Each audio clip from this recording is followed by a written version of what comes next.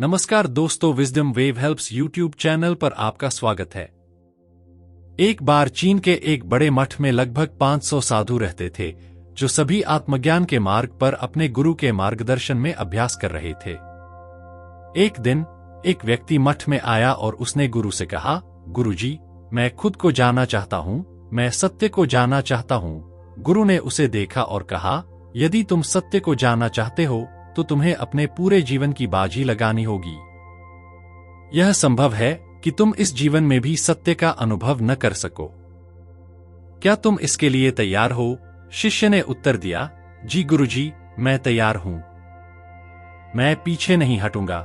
गुरु ने कहा, यदि ऐसा है तो एक काम करो, यहां 500 साधु हैं। तुम्हें उनके लिए चावल पीसने का काम करना होगा।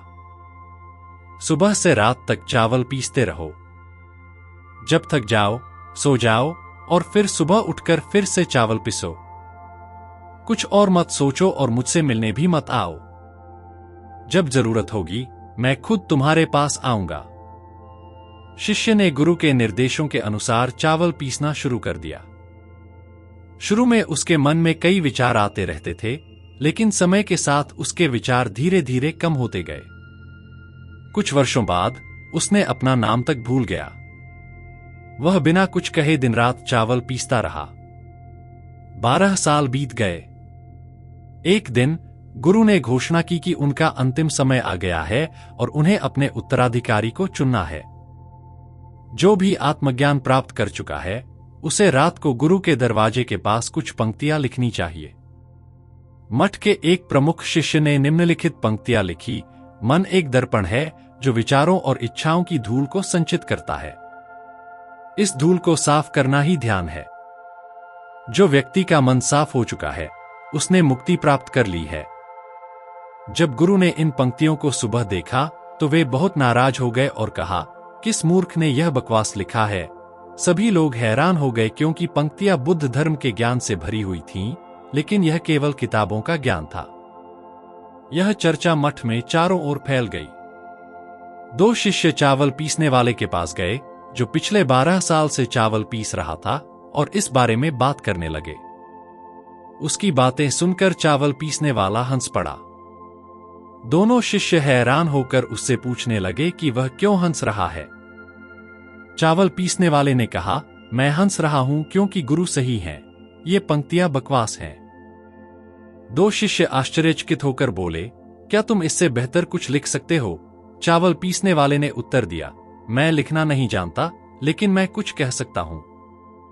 यदि तुम इसे लिख सको तो आओ। वे गुरु के कमरे में गए और उसने कहा, मन केवल एक माया है, न तो कोई मन है और न ही कोई दर्पण। जब मन ही नहीं है तो धूल कहां जमेगी? जिसने इसे समझ लिया, उसने सत्य को जान लिया। जब गुरु ने इन पंक्तियों को देखा तो वे रात में उठकर चावल पीसने वाले के पास गए और कहा, आज से तुम मेरे उत्तराधिकारी हो। लेकिन तुरंत मठ छोड़ दो, क्योंकि यहाँ के विद्वान यह सहन नहीं कर पाएंगे कि एक साधारण चावल पीसने वाले ने आत्मज्ञान प्राप्त कर लिया है। गुरु ने उसे अपनी छड़ी और चोगा दिया और विदा किया। इस कहानी से हम समझ सकते हैं कि ध्यान केवल आंखें बंद करके बैठने का नाम नहीं है। ध्यान तब होता है जब हम जो कुछ भी कर रहे होते हैं उसमें पूरी तरह से लीन हो जाते हैं। जैसे चावल पीसने वाला चावल पीसने में इतना डूब गया था कि उसने खुद को भी भूल गया। बहुत समय पहले गौतम बुद्ध अपने शिष्यों के साथ एक गांव में यात्रा कर रहे थे। गांव में एक व्यक्ति था जो हमेशा सोच में डूबा रहता था। उसके मन में लगातार अतीत और भविष्य के विचार चलते रहते थे। उसकी चिंताएं इतनी बढ़ गई थीं कि वह रात में सो भी नहीं पाता था और दिन में किसी काम में ध्यान नहीं लगा पाता था।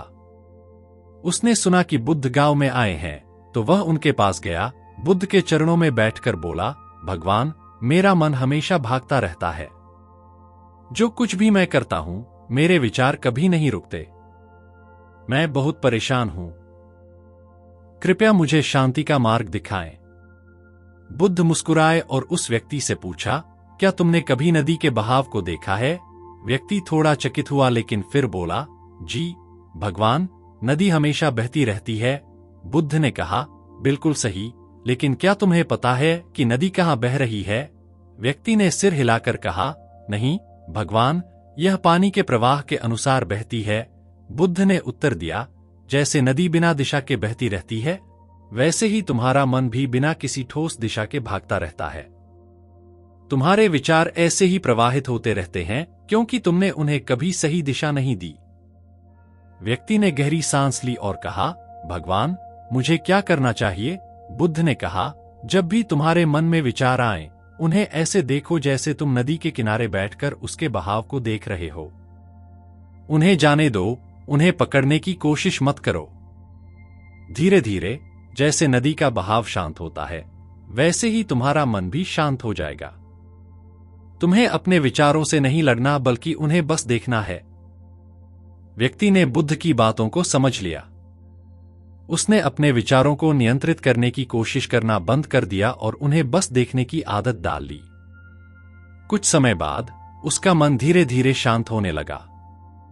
वह अब पहले की तरह बेचैन नहीं था और उसने अपने जीवन में शांति का अनुभव किया। विचारों से लड़ने के बजाय उसने उन्हें बस देखने की आदत डाली। जो लोग हमेशा सोचते रहते हैं, उन्हें समझना चाहिए कि विचारों को रोकना या उनसे लड़ना कोई समाधान नहीं है। विचारों को बस बहने देना चाहिए। उन्हें देखने से धीरे धीरे विचार शांत हो जाते हैं। वर्तमान में रहना जरूरी है। अतीत और भविष्य के बारे में सोचते रहना केवल हमें परेशान करता है। हमें वर्तमान क्षण में जीना और ध्यान केंद्रित करना सीखना चाहिए। ध्यान और आत्मनिरीक्षण का अभ्यास, विचारों को बिना किसी निर्णय के देखना, सच्ची शांति का मार्ग है। संतुलित जीवन जीने की कला विचारों और भावनाओं को सही दिशा देने से प्राप्त होती है।